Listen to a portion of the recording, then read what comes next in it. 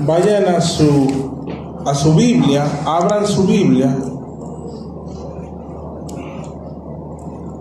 en el capítulo 10 de Hechos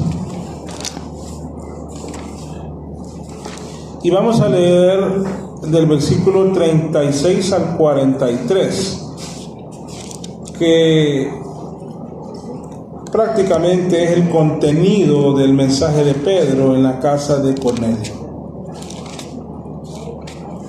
Hechos capítulo 10, desde el versículo 36 al 43. ¿Lo tienen? Esta fue la palabra que Dios envió a los hijos de Israel, anunciando la paz por Jesucristo. Este es el Señor de todos. Vosotros sabéis el mensaje que fue divulgado por toda Judea, comenzando desde Galilea, después del bautismo que Juan predicó, en cuanto a Jesús de Nazaret, cómo lo ungió Dios con el Espíritu Santo y con poder, el cual anduvo haciendo el bien y sanando a todos los oprimidos por el diablo, porque Dios estaba con él. Y nosotros somos testigos de todas las cosas que hizo en la tierra de Judea y en Jerusalén, a quien mataron colgándolo en un madero. A este levantó Dios al tercer día e hizo que se manifestara, no a todo el pueblo, sino a los testigos que Dios antes había ordenado, a nosotros que comimos y bebimos con él después que resucitó de los muertos. Y nos mandó que predicáramos al pueblo y testificáramos que Él es el que Dios ha puesto por juez de vivos y muertos. De este dan testimonio todos los profetas, de que todos los que en Él crean recibirán perdón de pecados por su nombre. Gracias, Señor, por tu bendita palabra, hermosa palabra, refrescante para nuestra alma y que vivifica nuestro ser. Qué hermoso, Señor, es cantarte loores y exaltar tu nombre, recordar la salvación de nuestras almas y, Padre, traer a nuestra memoria tu grandeza, tu magnitud, tu poder y tu gloria. Qué hermoso, oh señores, congregarnos semana a semana y atender tu palabra y tener comunión genuina, sincera, un beso santo, un abrazo de bendición, ver los rostros de mis hermanos con alegría. Y qué precioso, señores,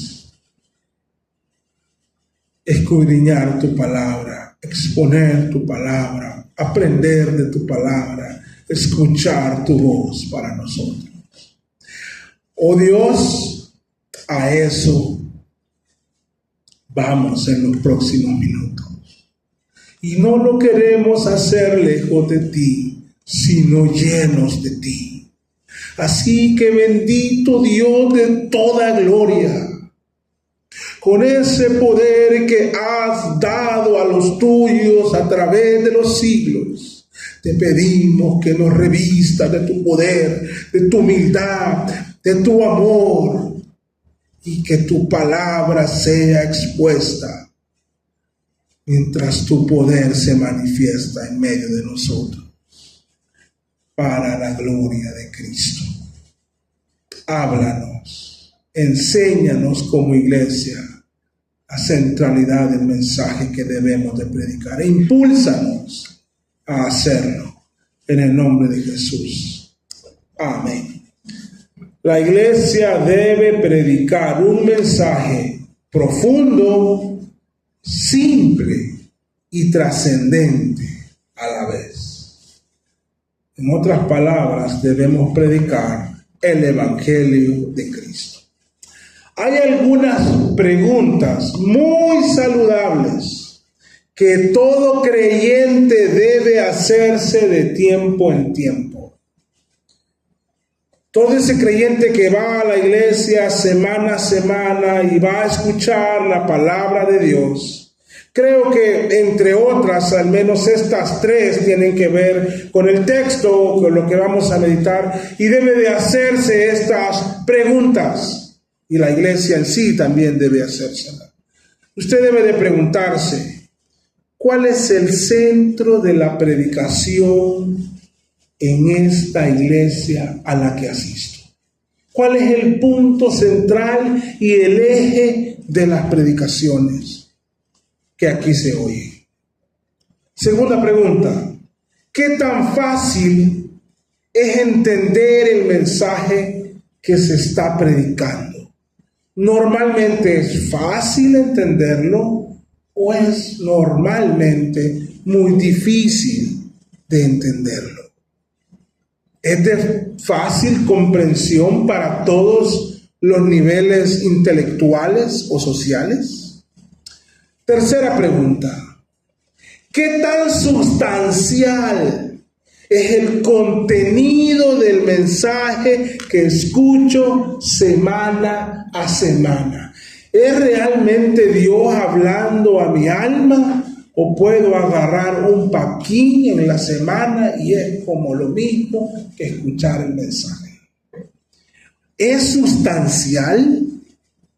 Estas preguntas deben ser contestadas, como digo, de tiempo en tiempo, con honestidad y con objetividad. Porque, hermanos, ustedes van a la iglesia y vamos a la iglesia para alimentar nuestra alma, para que sea sustentada con la palabra de Dios. En el libro de Hechos tenemos registro de muchos mensajes preciosos. Y en Hechos 10, el pasaje por donde estamos en esta serie, tenemos un mensaje que fue predicado en un evento, cuando pasó un evento de suma importancia para la historia de nuestra fe. Es el mensaje de Pedro en la casa de Cornelio, cuando el Espíritu Santo vino a los gentiles. Tenemos un resumen del mensaje. No crean que Pedro, esto yo lo puedo leer en 40 segundos. No duró 40 segundos el mensaje. Él está haciendo un resumen del contenido de este mensaje. En este mensaje, registrado en las Sagradas Escrituras y por tanto palabra de Dios, en este mensaje, repito, que es predicado cuando el Espíritu Santo vino a los gentiles, por todo eso es, por lo tanto, un mensaje digno de estudiar. Vale la pena estudiar el mensaje que se predicó en la casa de Cornelio el día que Dios derramó su Espíritu Santo sobre los gentiles. Y hoy deseo que lo estudiemos y que además encontremos algunas implicaciones para nuestros días. Bueno, acabamos de leer el pasaje. Y hay dos cosas generales que primero quiero anotar antes de ir al contenido, pero que son características de este mensaje. Notamos, si lo leen y lo vuelven a leer, lo van a notar con más facilidad, que el centro del mensaje es Jesucristo. Pedro está hablando de Jesucristo. Es de Él que está hablando. De nadie más. El centro del mensaje es Jesucristo. Pedro habla de Jesús como el tema central de lo que le lleva a los gentiles. Es decir, que estamos frente a un mensaje cristocéntrico, lo que conocemos como un mensaje cristocéntrico. Creo que vale la pena la aclaración de que estoy usando el término cristocéntrico en referencia al contenido del mensaje. No estoy usando esta palabra en referencia a un enfoque hermenéutico o de interpretación bíblica del Antiguo Testamento. Es decir, cuando digo cristocéntrico, lo que quiero decir es que el mensaje tiene un eje central.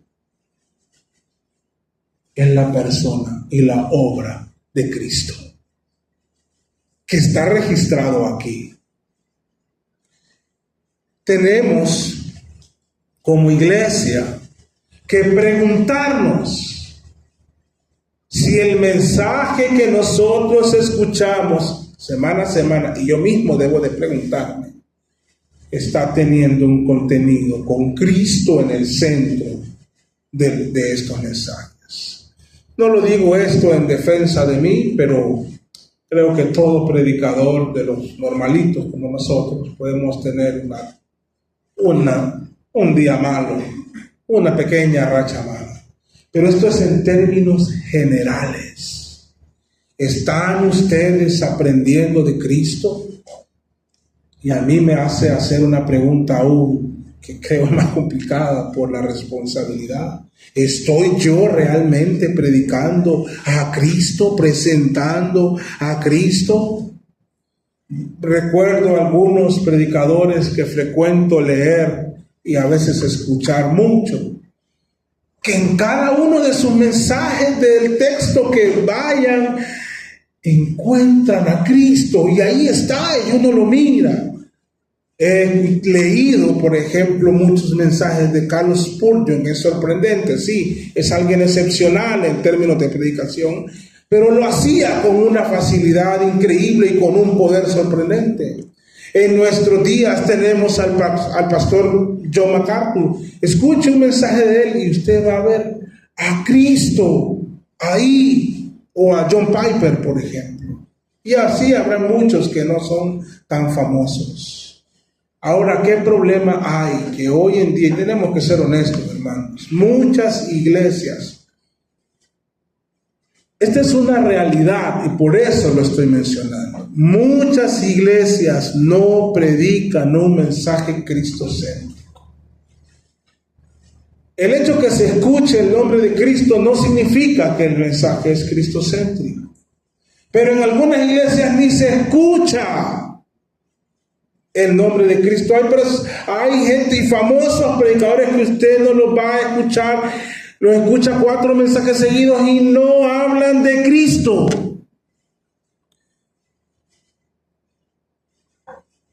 No hablan de un mensaje centrado en el Señor Jesucristo, sino que hablan o el contenido de su mensaje, en vez de ser cristocéntrico, es antropocéntrico, es decir, centrado en el hombre, centrado en los oyentes, en las necesidades que tiene el oyente, no en lo que surge de la palabra de Dios, sino en la necesidad cotidiana que la gente tiene, en los anhelos de los que asisten o en los sueños de los que asisten.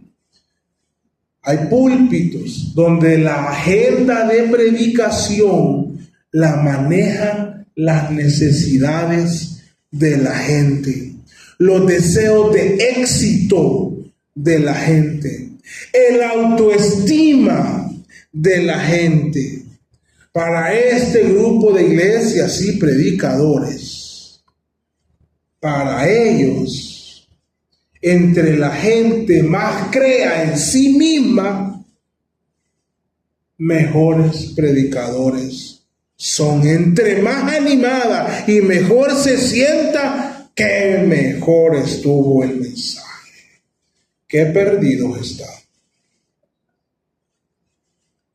Qué error tan fatal es que los pastores y predicadores estén cometiendo, es dejarse llevar en su agenda de predicación por la gente. Para estas iglesias y para estos pastores, su éxito depende de la gente, de la aceptación de la gente. Tienen sus miradas en la respuesta de la gente, no en la fidelidad a la palabra de Dios y a la persona de Jesucristo. Andan muy preocupados por la estima de la gente.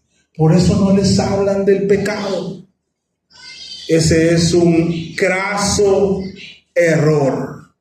La gente no determina el éxito de la predicación de una iglesia.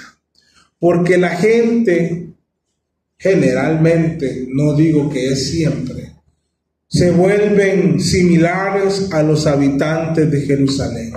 Si un predicador está alentado por el ánimo de la gente, pronto se va a frustrar. Porque así como los de Jerusalén el domingo gritaban, Hosana al Hijo de David, bendito el que viene en el nombre del Señor, el viernes gritaban, crucifíquenme. Entonces, Cristo no estaba allí por la aceptación o el ánimo de la gente. Ahora, no solo existe este tipo de predicadores que Dios mediante puedan comprometerse más con la Biblia. También tenemos iglesias donde el mensaje es materialista, donde lo material es algo muy importante, de tal manera que lo van a escuchar continuamente desde el púlpito, donde solo se habla de dinero. Hay iglesias que solo se habla de dinero, de cómo ganar más dinero, de cómo multiplicar y poder tener millones. Y en definitiva el dinero se vuelve el tema central de la predicación. Pareciera que estoy alucinando, pero es una realidad. Hay iglesias donde el tema central de la predicación es el dinero. Y para ellos el verdadero objetivo es sacarle dinero a la gente. Ese es el objetivo. Cuanto más dinero le sacan, mejores predicadores son, según ellos. Pero en este pasaje que estamos estudiando hoy, tenemos un mensaje que no está centrado en el hombre, ni en las emociones del hombre, ni en las necesidades materiales, emocionales o de autoestima del hombre, ni está centrado en el dinero. Tenemos frente a nosotros un mensaje centrado en Cristo, expuesto por el apóstol Pedro.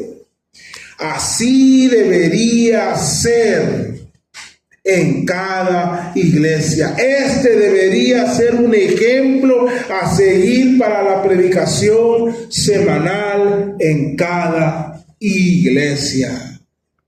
Los mensajes cristocéntricos nos enseñan, a través de estos mensajes aprendemos más acerca de la persona de Jesús, de la vida de Jesús, de la obra de Jesús, de la obra expiatoria de Jesús. En estos mensajes cristocéntricos se aprende más acerca de la doctrina de Cristo y de su obra expiatoria. Estos mensajes cristocéntricos guían a los oyentes o a la iglesia a contemplar la hermosura del Evangelio. Si usted hasta ahora no ha podido contestar estas preguntas, entonces la podemos replantear, pero al final es la misma. ¿Ha logrado Dios a través de los mensajes que yo escucho? ¿Ha logrado Dios animarme para contemplar la cruz y exaltarlo por su obra maravillosa en la cruz?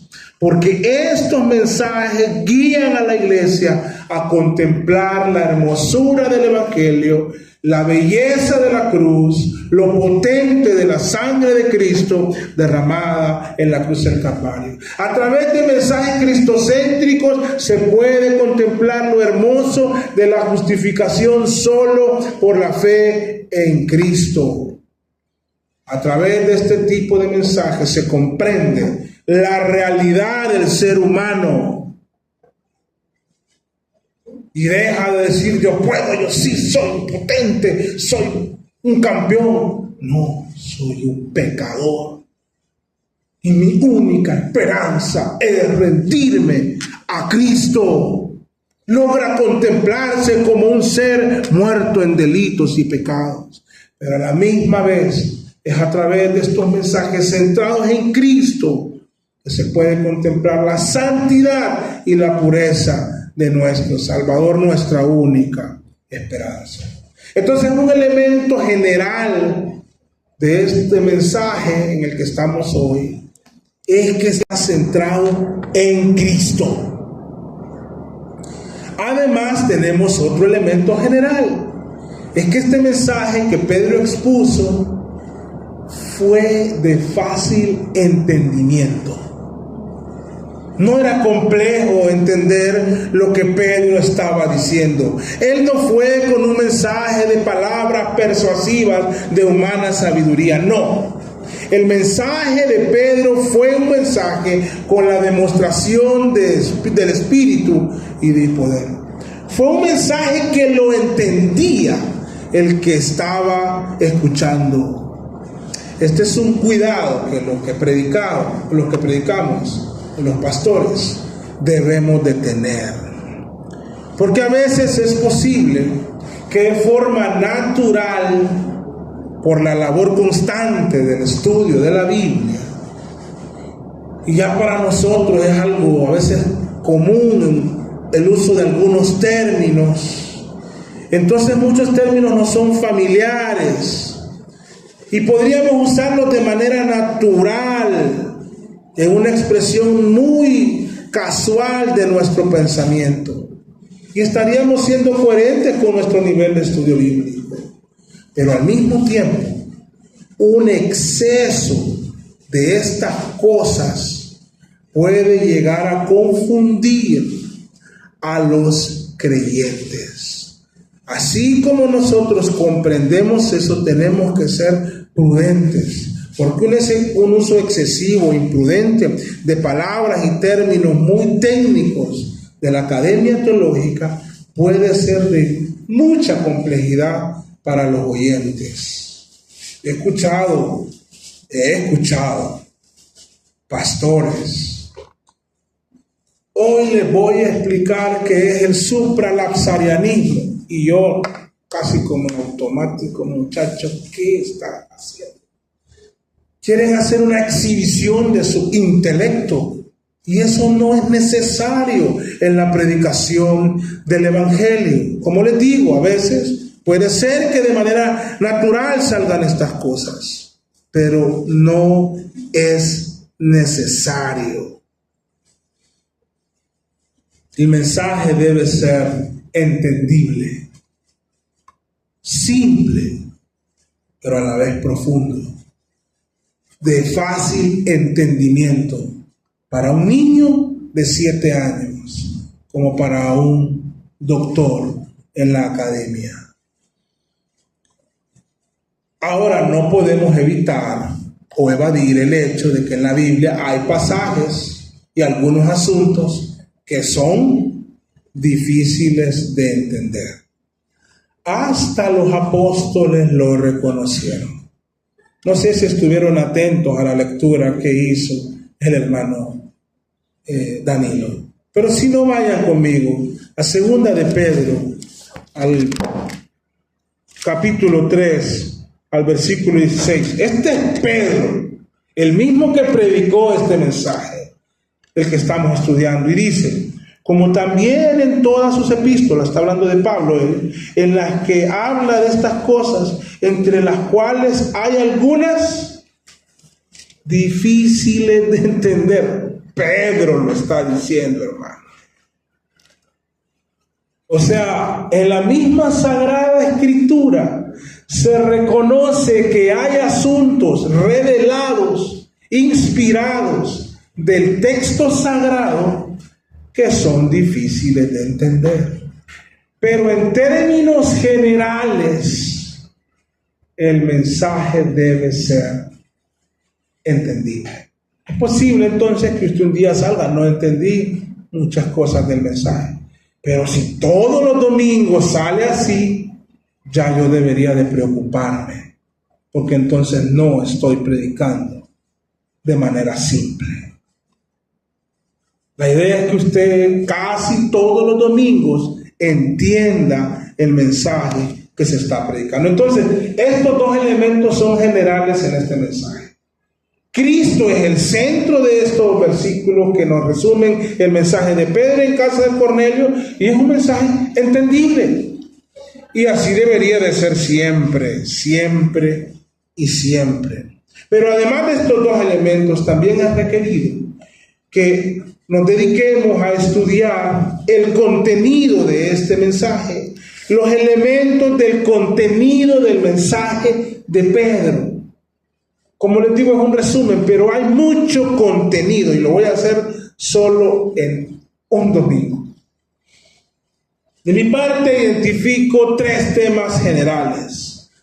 No veo una estructura tan bien definida, eso no digo que sea un error, solo que no la identifico así en algunas partes.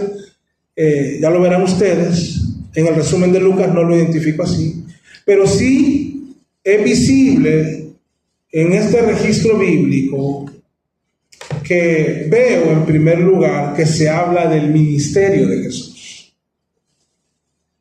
También se habla de la obra redentora de Jesús, del ministerio terrenal, de la obra redentora y del estado actual de Jesús.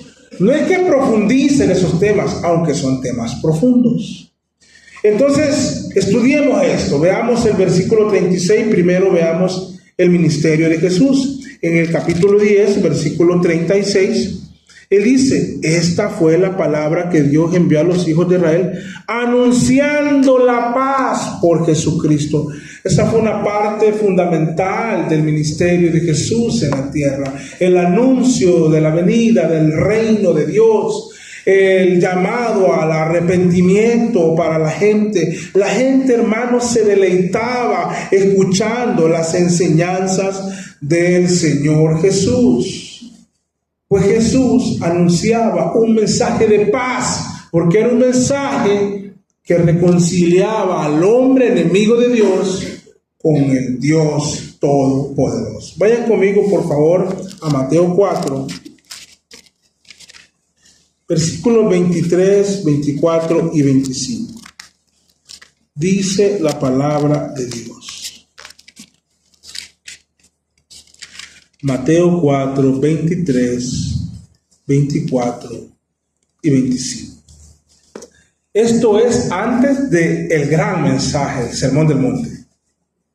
Esto que nos está diciendo es antes del Sermón del Monte. El Sermón del Monte es capítulo 5 en adelante, y varios capítulos.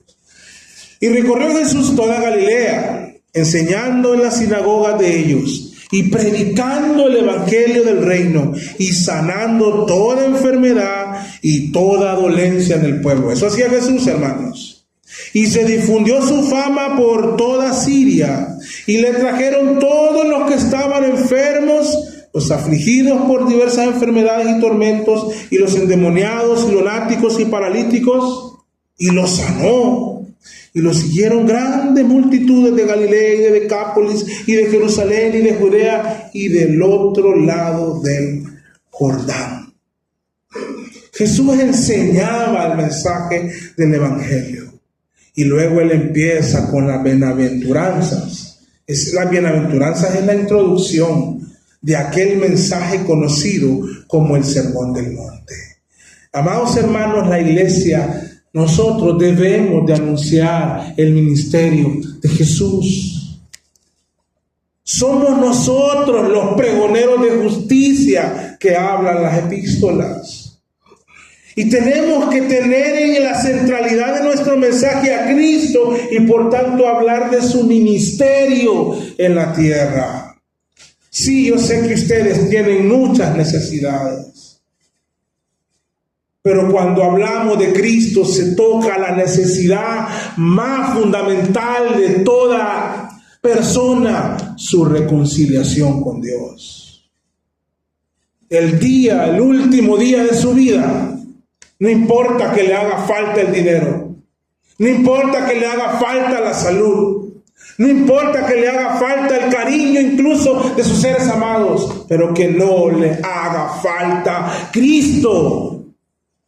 Por eso es que tenemos que hablar de Él y de su ministerio. Ahora el versículo 38 de Hechos 10, en el pasaje que estamos, en el versículo 38, miramos también que Pedro habla del ministerio de milagros del Señor, y el pasaje que leíamos en Mateo habla de eso. Y usa una expresión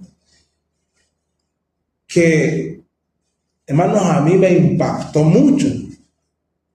Les cuento un detalle. El texto que voy a explicar lo leo no sé cuántas veces, pero esta expresión empezó a saltar cada vez que yo la leía, me estaba resaltando la manera en que lo expresó Lucas. Versículo 38, casi al final: y sanando a todos los oprimidos por el diablo. Había gente, hermanos, que estaba endemoniada. No sé cómo es eso, pero poseída por demonios. Que no tienen ellos el control de su pensamiento y de su acción, sino que demonios están controlando a estas personas. En su proceder, en su actuar, en su hablar. Oprimidos por el diablo. ¿Saben lo que es oprimir, verdad? Sentirse oprimido. Ellos estaban oprimidos por el diablo. Pero no solo endemoniados, también algunos enfermos. En nuestros días, la opresión del diablo o los barrotes de la cárcel del alma son por otros asuntos generalmente. Pero la gente se oprime, hermano. Los rencores del alma destruyen a las personas. Los daños causados a sí mismos o a terceros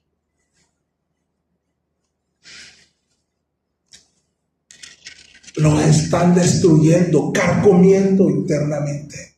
Y el diablo tiene unas bocinas enormes recordándole a la gente y oprimiéndola de su vida desordenada. Ustedes ven, vayan los sábados, domingos, jueves a esas discotecas, la gente pareciera que anda alegre, pero no, hermano. Ellos andan oprimidos por Satanás. Andan oprimidos.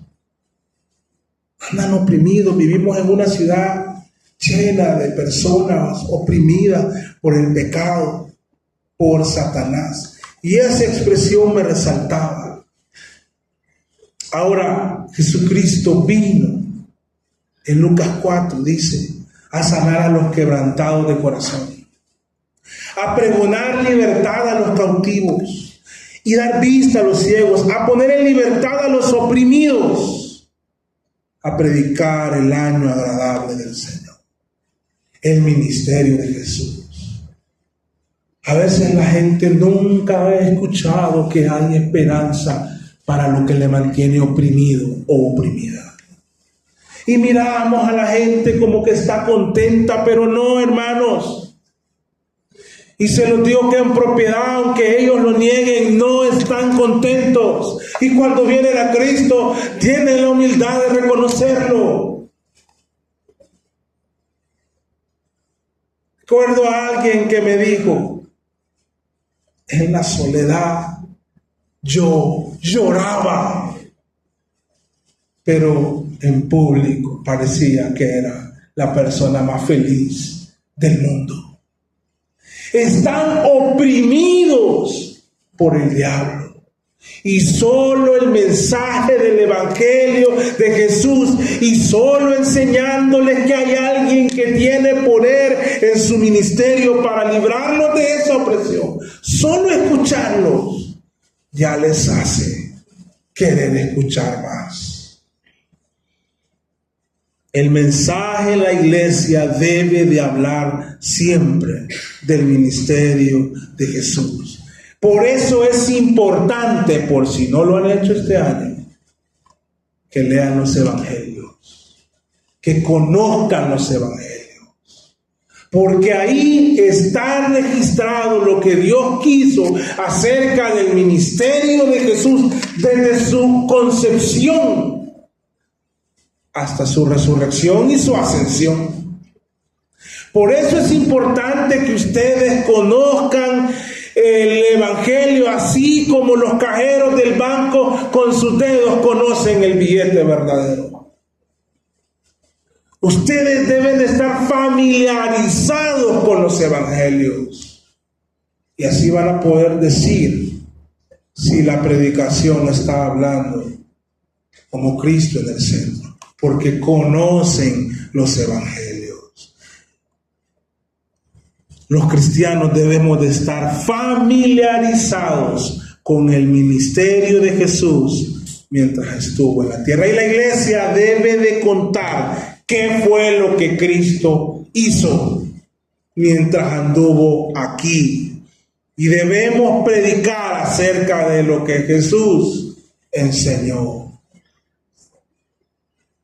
Bienaventurados los pobres en espíritu, los misericordiosos, los pacificadores. Debemos de conocer la palabra del Señor. Ahora, en este texto de Hechos 10, no solo habló del ministerio terrenal de Cristo cuando Cristo estuvo en vida. También habló Pedro de su obra redentora, de la salvación, de la obra de salvación de Jesús. Hermanos, esto no puede faltar en una iglesia. No puede faltar en la predicación de una iglesia la obra de Jesús para la salvación de los perdidos, las buenas noticias del Evangelio de Cristo. Pedro, si lo notamos, versículo 39, al final del versículo, habla de la muerte de Jesús. Lo mataron en un madero, como les digo. Este es un resumen de Lucas. Seguro que Pedro explicó el significado de esa muerte. No podemos parar de explicar qué fue lo que pasó en la cruz. El aniversario pasado respondíamos esa pregunta. El pastor Mike la respondió en 3 mensajes. Pero no hemos terminado, hermano. Es que eso, como lo dijo él, es demasiado extenso. Entonces se habla de la obra de Jesús, pero Pedro también habla de la resurrección de Jesús, versículo 40, y luego lo vuelve a hablar en el 42, creo, o el 41, perdón. En el 40 dice: a este levantó Dios al tercer día e hizo que se manifestara. Ahí está hablando cuando se presentó luego de la resurrección. Pero al final del 41, ahí habla después de que resucitó de los muertos. Central en nuestro mensaje, hermano. Por mucho que lo repitamos y que a alguien le canse, tenemos que seguir hablando de que Cristo murió, estuvo sepultado en un sepulcro y por sí mismo volvió de entre los muertos y resucitó. En el versículo 43, hablando de la obra redentora de Jesús, Pedro también habla, lo reconoce de alguna manera. Pedro afirma que Jesús es el Mesías prometido al decir: de este dan testimonio todos los profetas. Él está reconociendo a Jesús como el Mesías prometido. Y en el versículo 43, ya en la parte final de este versículo, habla de su obra de redención y justificación. ¿Cómo no se van a escuchar explicaciones de estos pasajes desde el púlpito de una iglesia? dice, todos los que en Él crean recibirán perdón de pecados por su nombre. Si es la culpa y el peso de esos pecados lo que oprime el alma de los seres humanos, saber que hay alguien que les puede perdonar cuando no debería nadie perdonarlos. Pero hay perdón en Cristo Jesús. Para Él solo hay un pecado imperdonable. Para nosotros, hermanos, pareciera que hay más. Eso no se lo perdono. No tiene perdón de Dios, decimos. Y hay mucha gente que vive con eso. ¿Ustedes creen que los delincuentes quieren ser todo el tiempo delincuentes? Que los matones quieren ser matones toda la vida. Ellos meditan. Quiero cambiar mi vida. No quiero que mis hijos sigan mi camino porque saben que están perdidos. Conocí hace unas semanas, brevemente, estuve platicando con alguien que por un delito estuvo 10 años en la prisión, pero se encontró con Cristo y hoy no carga con esa culpa, porque recibió perdón y su alma vive libre.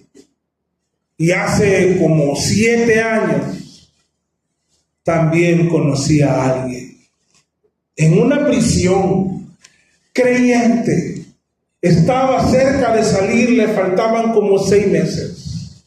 Llorando este joven me decía, quiero ir y pedirle perdón por lo que hice a él. Pero más importante, sé que yo he sido perdonado. La gente necesita el perdón de sus pecados y solo Cristo lo puede dar. Aunque moleste a alguien, pero no es un cura el que le va a otorgar el perdón.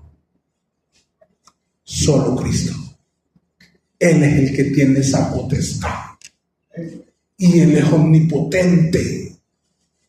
A Él es que hay que acudir para que nos dé el perdón de nuestros pecados. Eso es central en nuestro mensaje. Y es posible que entre nosotros haya alguien que aún sus pecados no le han sido perdonados. Y eso le oprime. Solo hay una esperanza para su alma y es venir a Cristo rendido a los pies de Él, clamando misericordia. Y claro que Él atiende el clamor humilde de aquellos que piden perdón. Entonces, la iglesia debe de hablar constantemente, incansablemente de estos asuntos. Es posible que un oyente diga, el pastor está repitiendo mucho eso. Lean los evangelios, lean las epístolas. Una y otra vez se van a encontrar con que Cristo perdona los pecados, con que necesitan ser restaurados de su alma. Y al menos yo, en esta etapa de mi ministerio, no voy a dejar de repetir esas cosas. Y espero que nunca. Otra cosa es que vemos en este mensaje que estamos estudiando, que Pedro habla de la posición actual de Jesús. La posición de juez. Él lo dice, final del versículo 42. Él es el que Dios ha puesto por juez de vivos y muertos. El cordero que fue inmolado ya no está en la cruz, ni en el sepulcro. Ascendió a los cielos, está a la diestra del Padre y ejerce como juez sobre vivos y muertos. Juez de los vivos, de nosotros. Y aunque parezca muy frío, pero es también juez de los muertos. Y si murieron sin Cristo, han de ser condenados. ¿Saben ustedes lo que es una orden judicial? ¿Entienden ustedes lo que es una orden judicial? ¿Han tenido en sus manos una orden judicial? Hay de varios tipos. Hay órdenes judiciales que son penales. Por ejemplo, una captura. Y hay una orden judicial. ¿Qué toca hacer? Ejecutarla. A mí me llegan órdenes judiciales a mi trabajo de reintegro laboral. ¿Qué tenemos que hacer como institución? Cumplirlas. A su pueblo, Jesús le dio una orden judicial. No para que la analicemos y la analicemos, sino para que la cumplamos en su posición de juez, aunque en el texto esté antes. Pero el versículo 42 dice: y nos mandó que predicáramos al pueblo y testificáramos que Él es el Dios que ha puesto por juez de vivos y muertos. Desde la posición de juez se encomendó que hay que predicar el Evangelio. Hoy está en sus manos esta orden judicial. Y creo que esta iglesia está siendo exhortada, no desde hoy, sino desde varios domingos, para el evangelismo. Pueden pasar dos cosas. Hay que verla, y si es posible más, pero de lo que he visto, ¿será que el mensaje no ha sido tan claro? Es una posibilidad. ¿Será que el mensaje a que la iglesia evangelice no ha sido claro? Pues ojalá que hoy sea claro, hermanos. ¿O será que los que oyen, que también es una posibilidad, están desobedeciendo esta orden judicial en desacato espiritual ante lo encomendado en las Sagradas Escrituras? Si ese fuese el caso, a partir de hoy, obedezca al Señor. Atienda la orden de su Salvador. Para cerrar, vamos a cerrar como iniciamos, repitiendo las tres preguntas. ¿Por qué hemos llamado a este mensaje? La iglesia debe de predicar un mensaje profundo, pues penetra hasta el alma, ya lo vamos a ver. Simple, que sea entendible y trascendente, porque sus consecuencias son eternas. ¿Qué mensaje es ese? El Evangelio de Cristo. Entonces, las preguntas que se debe hacer cada cristiano a la iglesia que asiste de tiempo en tiempo, de tanto en tanto, son: ¿cuál es el centro de la predicación en esta iglesia a la que asisto? 2. ¿Qué tan fácil es entender el mensaje que se está predicando? 3. ¿Qué tan sustancial para mi alma o para el alma es el contenido del mensaje que escucho semana a semana? Los predicadores en general, o mejor dicho, la iglesia en general, debemos de predicar un mensaje profundo, pues trata del mensaje del Evangelio, de las verdades eternas. Es un mensaje profundo, tanto así que uno de sus máximos exponentes dijo: oh profundidad de la riqueza, de la sabiduría y de la ciencia de Dios, cuán insondables son sus juicios e inescrutables son sus caminos. Romanos 11:33.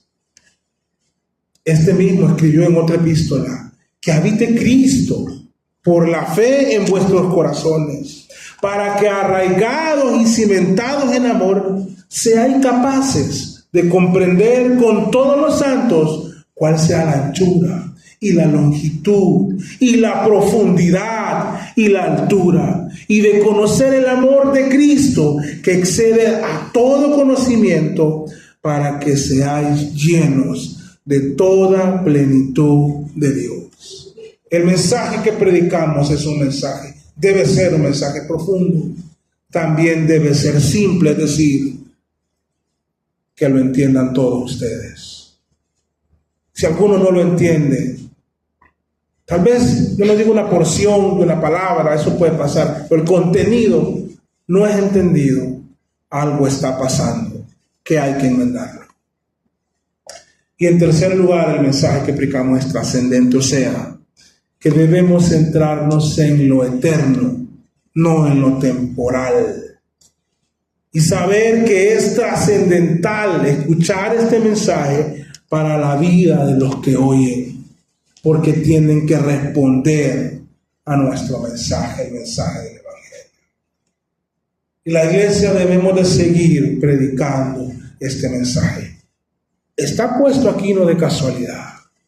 Sigue la iglesia respetando este mensaje y empieza a propagarse por todo el mundo el mensaje del Evangelio.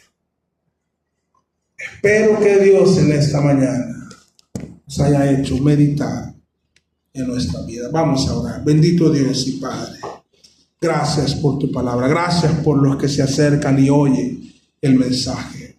A ti sea la gloria por ellos. Qué alegría más grande, Señor, que tu mensaje impulsa a que quieran oír.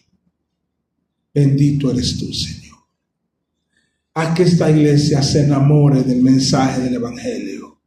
Conozca más de ti, de tu ministerio, de tu vida, de tu obra, de la cruz, de la tumba vacía, de tu segunda venida. Y que anunciemos esto con simpleza, explicando que es trascendente lo que la gente hace al escuchar este mensaje. En el nombre de Jesús. Amén. Hermano Benjamín, podemos continuar.